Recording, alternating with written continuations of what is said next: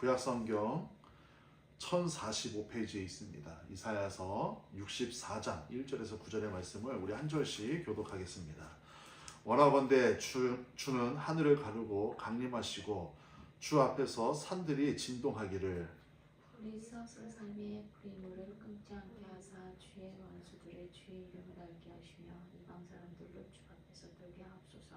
주께서 강림하사 우리가 생각하지 못한 두려운 일을 행하시던 그때에 산들이 주 앞에서 진동하였사오니 주 외에는 자기를 원망하는 자를 위하여 이런 일을 행하심을 예부터 들은 자도 없고 귀로 들은 자도 없고 눈으로 본 자도 없느니라. 주께서 기쁘게 공의를 행하는 자와 주의 길에서 주를 기억하는 자를 선대하시거늘 우리가 범죄함으로 주께서 진노하셨사오며 이 현상이 이미 오래되었사오니 우리가 어찌 구원을 얻을 수 있으리이까. 우리는 다 부정한 자 같아서 우리의 이는 다 더러운 것 같으며 우리는 다 잎사귀같이 시들므로 우리의 죄악이 바람같이 우리를 몰아가나이다. 주의 이름을 부르는 자가 없으며 스스로 분발하여 주를 붙잡는 자가 없사오니 이는 주께서 우리에게 얼굴을 숨기시며 우리의 죄악으로 말미암아 우리가 소멸되게 하셨음이니이다.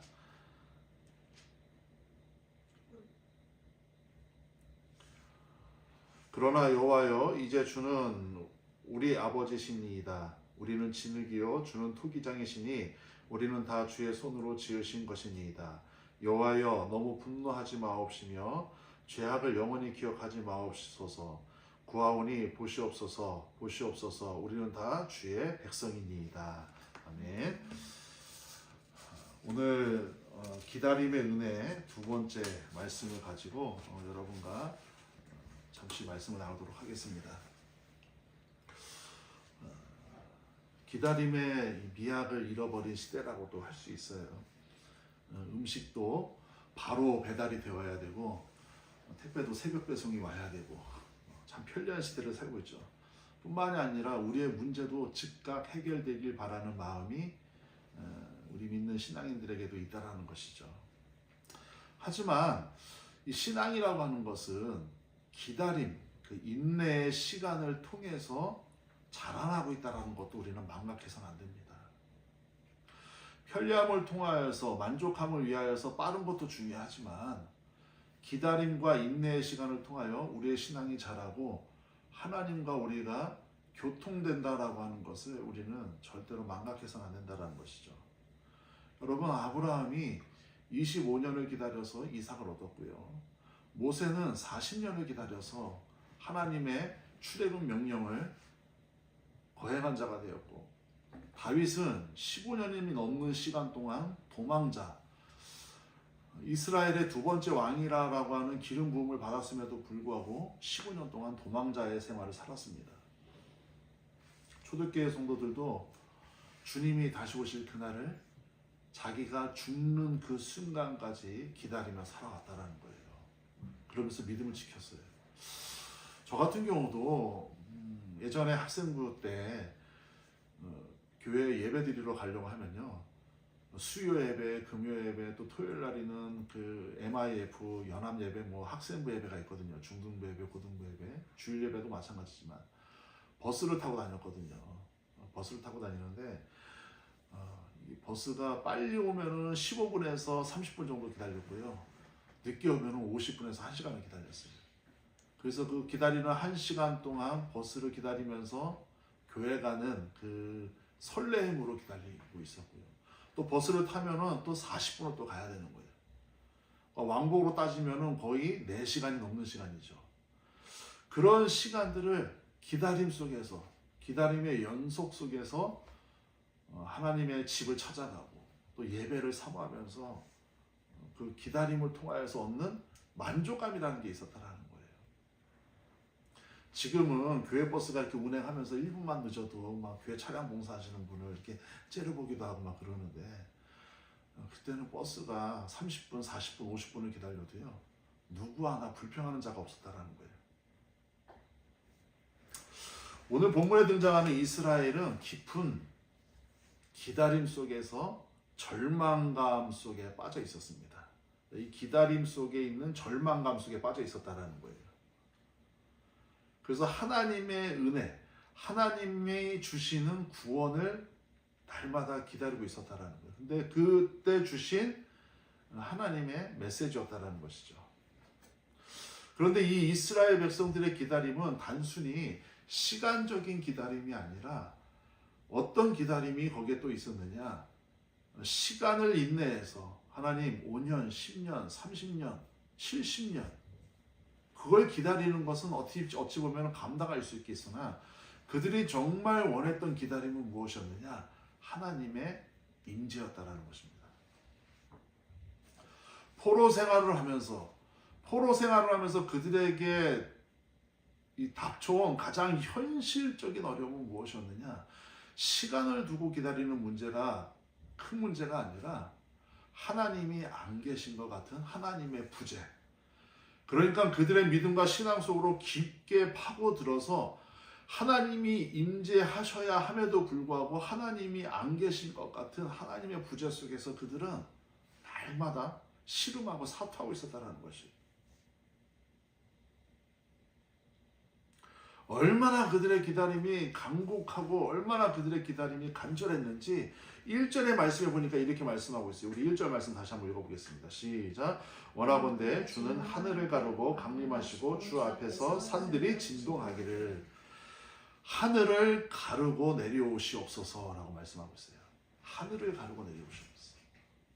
여러분 우리 그 부흥이라는 찬양 있잖아요. 오소서 진리의 성령님 하늘 가르고 임하소서. 이 하늘을 가르고 이 외침은요 광야 같은 세상 하나님의 깊은 부재를 살아가는 이스라엘 백성들에게 하나님의 임재를 간곡히 기도하고 있는 거예요.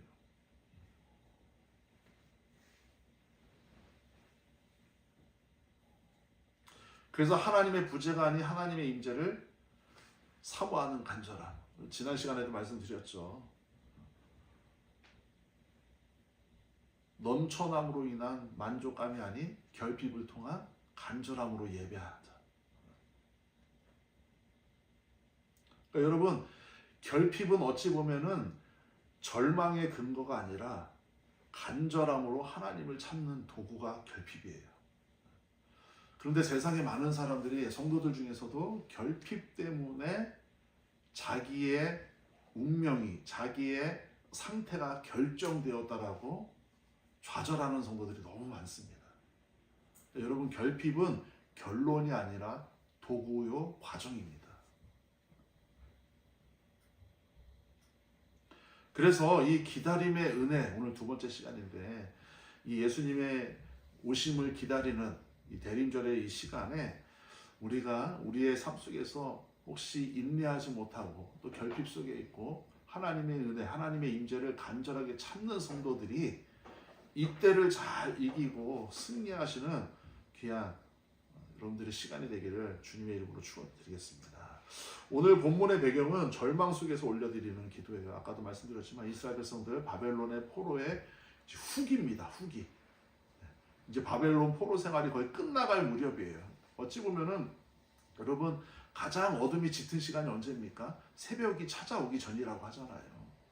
그러니까 이스라엘 백성들에게 있어서도 가장 어려움의 그 끝자락, 그러나 너무 힘든 그 시간을 보내고 있는 거예요, 지금. 극심한 혼란과 실패를 계속해서 반복하고 있는 겁니다. 그런데 더 중요한 것은 하나님이 안 계신 것 같은 불신으로도 가득 차 있는 거예요. 성전은 무너졌죠. 나라는 사라졌죠. 신앙은 흔들리고 있는 정말 걷잡을 수 없는 상태의 시간이었어요.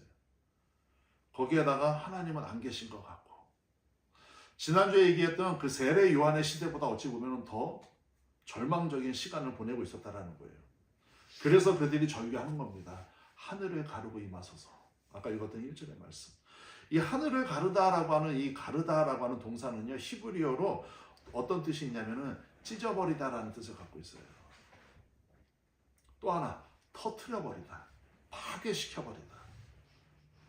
그러니까 하나님이 하늘을 가르고 임해달라고 하는 것은 무엇이냐? 하늘을 찢어버리고 하늘을 터트려버리고 지금 빨리 우리에게 임해달라는 거예요.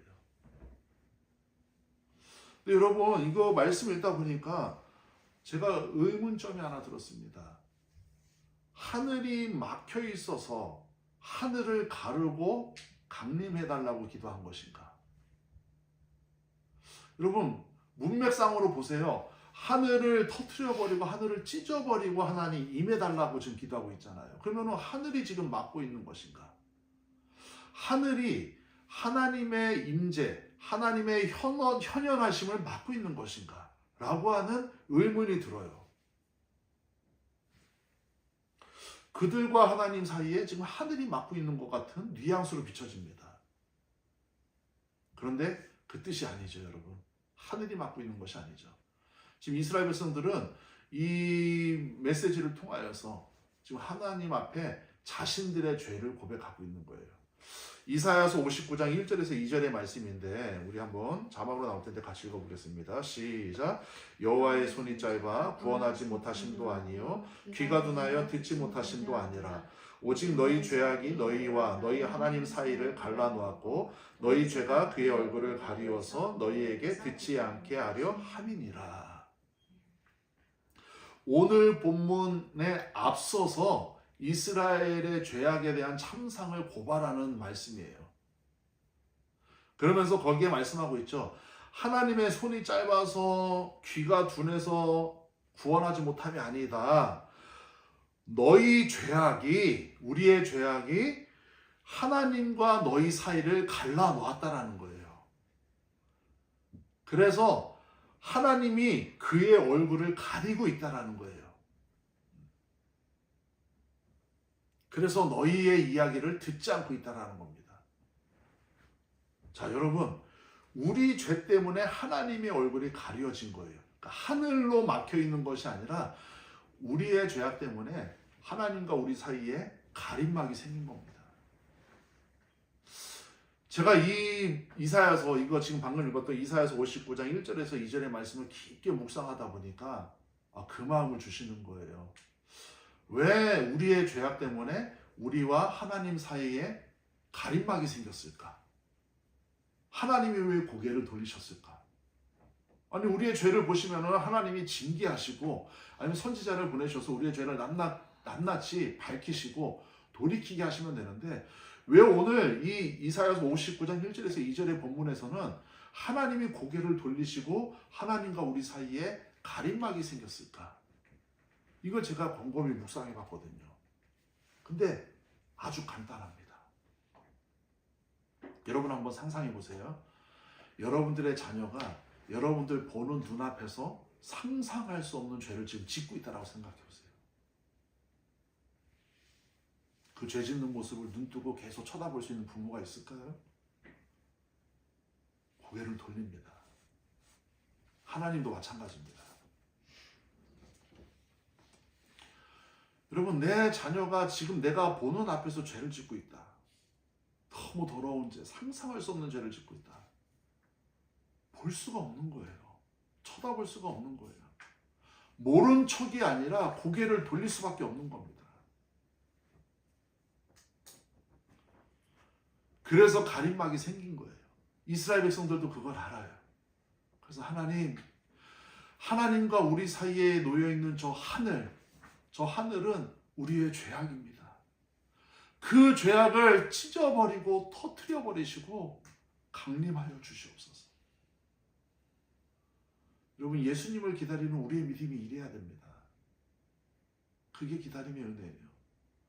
하나님과 우리 사이를 가로막고 있는 우리의 죄악들, 하나님 하늘을 가르고 우리의 마음을 가르고 우리의 마음을 찢어버리고 우리의 마음을 터뜨려버리고 죄악으로 물들어버린 우리의 마음을 파여주시고 태워주시고 하나님의 임재로 우리에게 강력하게 임재하여 주시옵소서. 이스라엘은 지금 자신들의 죄를 고백하고 있는 거예요. 6절의 말씀에 보니까 이렇게 말씀하고 있어요. 오늘 보면 6절 말씀 같이 읽겠습니다.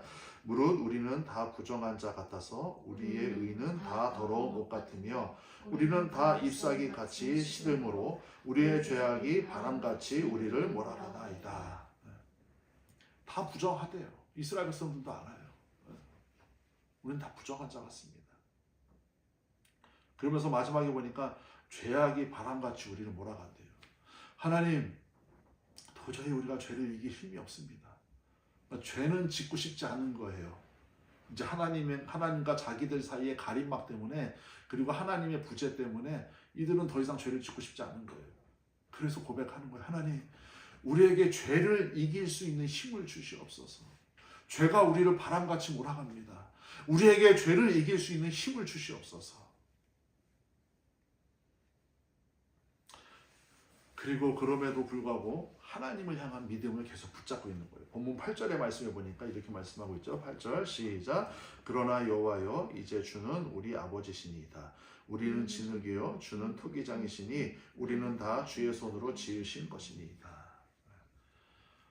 자, 그러나 주여, 우리 아버지요, 주는 내 아버지, 그리고 주는 토기장이, 우리는 진흙, 마지막으로 우리는 주의 백성입니다. 백성. 오늘 본문을 통해서 이 기다림의 은혜를 통해서 우리에게 주시는 메시지는 아주 간단합니다. 첫 번째, 하나님의 개입으로 시작돼요. 우리 한번 따라해 볼까요? 첫 번째 같이 읽겠습니다. 시작. 기다림의 은혜는 하나님의 개입으로 시작한다. 하나님의 개입으로 시작하는 거예요. 기다림의 은혜는. 1절의 말씀 다시 한번 읽어보면요. 원하건대 주는 하늘을 가르고 강림하시고. 여기 아까도 말씀드렸지만 가르다라고 하는 표현은 단순히 여는 정도가 아니에요. 노크에서 문을 여는 정도가 아닙니다. 강력하게 찢고 터뜨리고 파하고 들어오는 거예요. 누구만 할 수 있느냐? 하나님만 하실 수 있는 거예요. 이스라엘은 자신들의 힘으로 도저히 이 죄를 감당하고 이겨낼 수 있는 그런 힘이 없는 거예요. 절망 속에 있는 거예요. 그래서 하나님이 직접 개입하셔야만 한다라고 하는 확신이 들기 시작한 겁니다. 그래서 기도한 거예요. 그러면서 특히 2절에 보니까 이렇게 말씀하고 있어요. 우리 2절 말씀 같이 읽겠습니다. 시작. 불이 섭을 사르며 불이 물을 끓임 같게 하사 주의 원수들이 주의 이름을 알게 하시며 이방 나라들로 주 앞에서 떨게 하옵소서. 불이 섭을 사르며, 여기 섭이라고 하는 건 나뭇잎 싹이 뭐 이런 거죠. 나무 잎사귀, 나뭇잎, 가지들 뭐 이런 거죠. 그러니까 그 불이, 그런 잎사귀와 그 장가시들의 불이 붙으면요 확 타오르거든요. 그러니까 숯불처럼 잔잔히 불타는 것이 아니라 확 타오르게 해달라는 거예요. 또 뭐라고 합니까? 물을 끓인 같이. 이 약한 불로 물을 끓이는 것이 아니라 뜨거운 불로, 강력한 화력으로 물을 끓여달라, 이런 뜻이죠. 그러니까 이 표현은 무슨 뜻이냐면은 이스라엘 백성들에게 있어서 오랜 시간 동안, 그 바벨론의 포로의 시간을 보내면서 오랜 시간 동안 있었던 정체된 믿음의 역사들, 하나님의 부재들, 이제는 그 하나님의 불로 사르고 끓여달라는 거예요. 여러분, 우리의 삶에도 이런 순간들이 반드시 필요하고 반드시 와야 합니다. 약한 불로 불을 태울 수 없고, 약한 불로 섭을 태울 수 없고, 약한 불로 물을 끓일 수가 없습니다. 강력한 불로. 기도해도 나아지는 것 같지 않고, 열심히 예배해도 나아지지 않는 것 같고, 문제는 더 엉켜만가고 느껴지고 있을 때, 여러분, 우리는 그 문제 해결에만 초점을 맞추는 것이 아니라 이 문제를 해결하시는 불, 섭을 태우고 물을 끓이는 그 불, 하나님의 임재를 구하는 기도가 우리에게 필요하다는 거예요.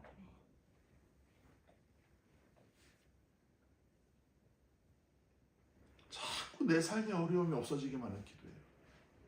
자꾸 문제가 해결되기만 하는 기도예요. 내 삶의 어려움이 섭처럼 불사라져서 없어지거나 내 삶의 어려움이 팔팔 끓어오는 물속에서 익어가는데, 그거는 불로만 가능한데, 하나님의 임재, 그 불을 구하는 기도가 아닌 자꾸 그 현상만 해결되길 바라는 거예요.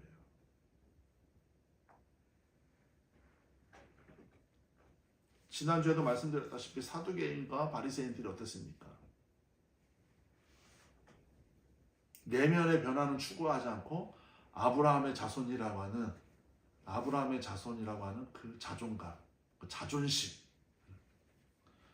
그 포지션 포기하지 않으면은 세례 요한이 그랬잖아요. 아무 소용없다. 돌들 가지고도 아브라함의 자손을 만들 수 있다. 오늘 이 이사야서의 말씀에도 마찬가지예요. 하나님의 강력한 임재하심으로만, 즉 그것으로만 내 내면의 변화가 일어나고 내 내면이 불살라지고 이 모든 문제들이 해결된다는 것이에요. 어떤 문제도 하나님이 임재하시면 해석의 능력과 태도가 바뀌고 해결이 될 수밖에 없습니다. 근데 자꾸 우리는 현상만 바뀌길 바라고 있으니 문제가 더 커질 뿐인 거예요. 실망감도 커지고 절망감도 커진다는 것입니다. 그래서 막힌 하늘을 찢어버리고 하나님이 임재하셔야만 해결됩니다.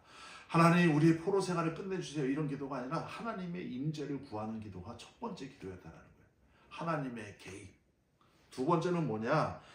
우리 같이 한번 읽어볼까요? 시작. 기다림의 은혜는 자신의 죄를 정직하게 직면할 때 해결됩니다. 나타납니다. 오늘 본문 6절의 말씀인데 우리 6절의 말씀 같이 읽어볼까요? 시작.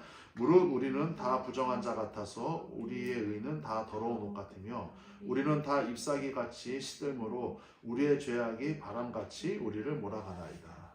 자신의 죄를 인정해야 돼요. 자신의 죄 앞에 정직하게 직면해야 돼요.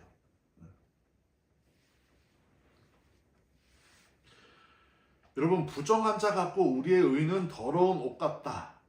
이 더러운 옷이라고 하는 것은 제의적인 표현이에요. 그러니까 하나님 앞에 설 수 없는 상태라는 뜻이에요. 여러분, 예수님의 그 옷자락을 잡은 여인이 부정한 여인이었잖아요. 피가 나오는 여인. 그러니까 율법으로 따지면 예수님이 부정한 여인이 와서 남자의 몸에 손을 댄다, 옷자락에 손을 댄다? 그건 돌에 맞아 죽는 겁니다. 그런데 부정이 예수님이라고 하는 거룩을 만나니까 부정이 어떻게 됐습니까? 돌에 맞아 죽는 것이 아니라 거룩해졌어요. 깨끗해졌어요. 예수님이 그런 분이세요. 이스라엘 백성들이 지금 자신의 의는 더러운 옷 같다라는 거예요.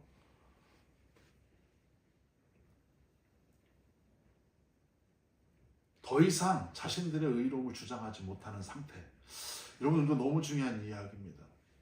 하나님 앞에 서면요, 우리의 의로움을 주장할 수 없는 거예요. 나의 공로를 주장할 수 없는 거예요. 우리가 주장할 수 있는 것은 유일합니다. 예수의 피밖에 없습니다. 예수의 피밖에. 나는 공로 없도다. 예수의 피밖에 없네.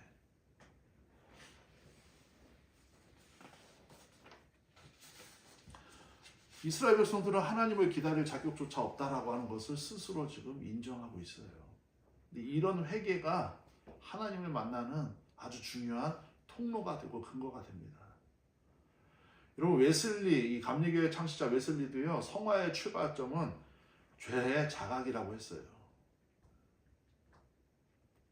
죄를 인정할 때 비로소 성령께서 우리 안에서 회개의 열매를 맺으시는 거예요. 그리고 회개가 일어날 때에만 하나님의 임재하시는 거예요. 하나님의 임재는 원한다고 되는 것이 아닙니다. 회개할 때 일어나는 거예요. 동시다발적으로. 여러분, 가장 강력한 영적인 임파테이션은 무엇이냐? 회개로부터 시작됩니다. 이거 없이는 불가능하고요. 이거 없이 그런 것이 있다? 거짓입니다. 이단입니다. 여러분, 회개 없이 회개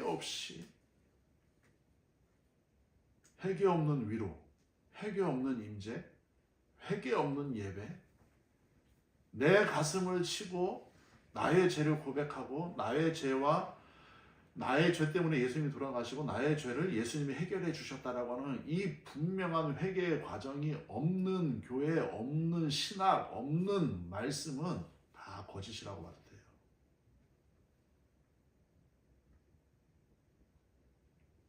평양 대부흥 운동도요, 길손주 장로라고 하는 회계로부터 시작을 한 겁니다.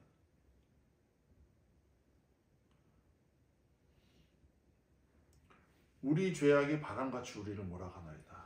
죄의 힘이 얼마나 큰지 강한지 아는 사람만이 고백할 수 있는 기도예요.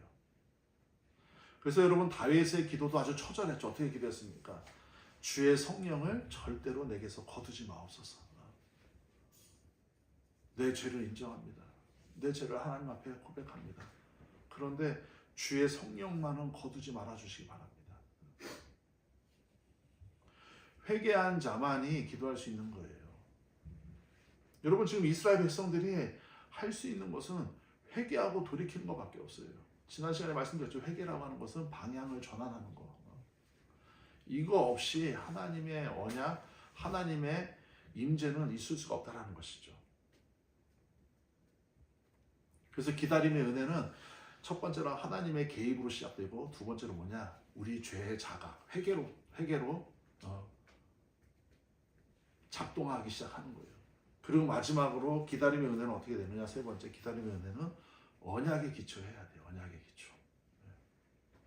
8절의 말씀인데, 오늘 본문 8절의 말씀 같이 읽겠습니다. 시작. 그러나 여호와여, 이제 주는 우리 아버지시니이다. 우리는 진흙이요 주는 토기장이시니 우리는 다 주의 손으로 지으신 것이니이다. 여호와여, 주는 우리 아버지시니 우리는 주의 손으로 지으신 주의 백성입니다. 자신들이 실수했기 때문에, 실패했기 때문에 하나님께서 멀어진 것이 아니라 하나님께 돌아가야 한다는 신앙적인 근거, 확신을 지금 들고 있는 거예요.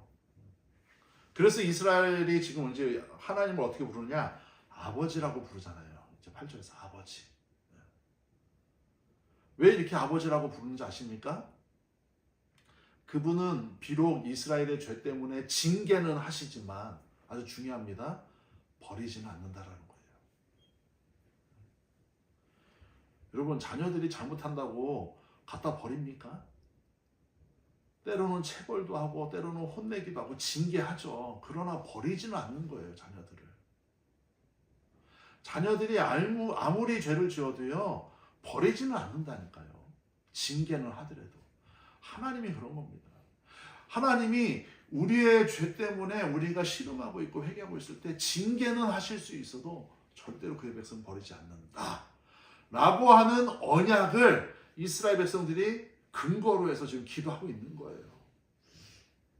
그러면서 우리는 진흙입니다. 하나님, 토기장이신 하나님께서 우리를 다시 깨끗하게 하나님이 원하시는 대로 빚어주시옵소서. 내 삶을 빚어주시옵소서.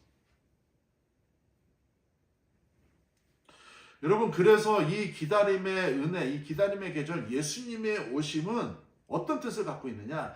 하나님의 언약이 파기되지 않았다라고 하는 하나님의 언약의 지속성에 대해서 증명하고 있는 겁니다. 이사야서 55장 3절의 말씀이거든요. 이사야서 55장 3절의 말씀 같이 읽겠습니다. 시작. 너희는 귀를 기울이고 내게로 나와와 들으라. 그리하면 너희의 영혼이 살리라. 내가 너희를 위하여 영원한 언약을 맺으리니 곧 다윗에게 허락한 확실한 은혜이니라. 다윗에게 언약한, 다윗에게 허락한 확실한 은혜. 그럼 또 중요한 게 있습니다. 자, 이사야서 55장 방금 읽었던 이 3절의 말씀, 다윗에게 허락한 이 확실한 은혜, 이것이 영원한 언약이라고 말씀하셨어요. 그러면 다윗의 언약, 다윗에게 허락한 은혜는 무엇인지 우리가 그것만 살펴보고 오늘 말씀을 좀 맞춰보려고 해요. 다윗의 언약은 너무 유명하죠. 사무엘하 7장에 나와 있죠. 사무엘하 7장 9절의 말씀이거든요. 우리 한번 좀 잠시만 같이 읽도록 하겠습니다. 사무엘하 찾아보도록 할게요. 사무엘하 7장 9절의 말씀인데 같이 한번 읽도록 하겠습니다. 시작. 내가 가는 모든 곳에서 내가 너와 함께 있어 내 모든 원수를 내 앞에서 멸하였은즉 땅에서 위대한 자들이 이름같이 내 이름을 위대하게 만들어 주리라. 아멘. 8절도 한번 읽어볼까요? 8절. 우리 8절도 같이 읽겠습니다. 시작. 그러므로 이제 내 종 다윗에게 이와 같이 말하리라. 만군의 여호와께서 이와 같이 말씀하시기를 내가 너를 목장 곧 양을 따르는 데 데려다가 내 백성 이스라엘의 주권자로 삼고 9절 방금 읽었던 말씀 내가 가는 모든 곳에서 내가 너와 함께 있어. 네, 함께 있다라는 거예요. 그러니까 다윗과 맺은 언약 중심은 뭐냐? 하나님이 함께 하심. 어디를 가든지 하나님이 함께 하시겠다. 여러분과 맺은 언약입니다. 여러분들이 어디를 가시든 무엇을 하시든 하나님이 함께 하시겠대요. 심지어 죄 짓는 자리에서도 여러분들이 선한 일을 하는 자리에서도 하나님이 함께 하시겠다는 거예요. 두 번째 하나님이 다윗에게 주신 언약의 근거는 뭐냐? 12절의 말씀이거든요. 7장 12절. 우리 12절 말씀 같이 읽겠습니다. 시작. 내 수완이 차서 내 조상들과 함께 누울 때에 내가 내 몸에서 날 내 씨를 내 뒤에 세워 그의 나라를 견고하게 하리라. 다윗의 왕위가 흔들리지 않는다라는 거예요. 자, 다윗의 씨를 통해서 누가 오십니까? 예수님이 오시잖아요. 예수님. 그러니까 하나님이 다윗에게 맺은 그 언약. 그래서 이 이사야서에서는 그 다윗의 언약을 기초로 해서 그 언약을 믿습니다라고 좀 고백하고 있거든요. 근데 두 번째 언약은 뭐냐? 하나님이 다윗의 가문을 통해서 다윗을 통해서 그 씨가 마르지 않고 왕위가 흔들리지 않고 결국에는 메시아가 오게 하겠다라는 거예요. 그러니까 여러분 예수님을 믿는 자 누구든지 그 이름을 믿는 자들에게는 절대로 견고하게 흔들리지 않는 하나님의 자녀라고 하는 확증을 주셨다는 거예요. 마지막 세 번째 어떤 언약을 주셨느냐? 14절의 말씀이거든요. 14절 말씀 같이 읽겠습니다. 시작. 나는 그에게 아버지가 되고 그는 내게 아들이 되리니 그가 만일 죄를 범하면 내가 사람의 매와 인생의 채찍으로 징계하려니와. 자, 이건 뭐냐? 관계의 확증이에요. 하나님은 다윗의 아버지가 되고 다윗은 하나님의 아들이 되었다. 여러분들은 하나님의 자녀가 되었고 하나님은 여러분들의 아버지가 되신 거예요. 자, 이제 이 언약들은 지금 누굴 통해서 완성이 되었느냐? 오실 예수님을 통해서 완성이 되었습니다. 예수님을 통해서 하나님의 함께하심. 예수님도 우리 가운데서 떠나지 않겠다라고 말씀하셨거든요. 하나님의 함께하심. 예수님을 통해서 우리의 믿음이 흔들리지 않는, 예수님을 믿기만 하면 흔들리지 않는 주의 자녀가 되고, 이제 관계의 확증, 예수님을 통해서 우리는 하나님의 자녀가 되는 관계의 확정을 예수님을 통해서 다 완벽하게 이뤄 놓으셨다라는 겁니다. 여러분 이제 다음 주면은 성탄 주일이죠. 예수님이 이 땅에 내려오신 진정한 의미, 그 의미가 여러분들의 삶 속에서 회개를 통하여 하나님의 개입을 통하여 또 언약을 통하여 완벽하게 구축되어져 가기를 간절히 소망합니다. 그래서 여러분들 이 기다림의 계절이 단순히 시간적인 기다림의 계절을 넘어서 오늘 이사야서에서 밝히고 있는 하나님의 임재의 기다림, 하나님의 강력한 임재, 하나님의 강력한 간섭의 기다림의 시간이 되기를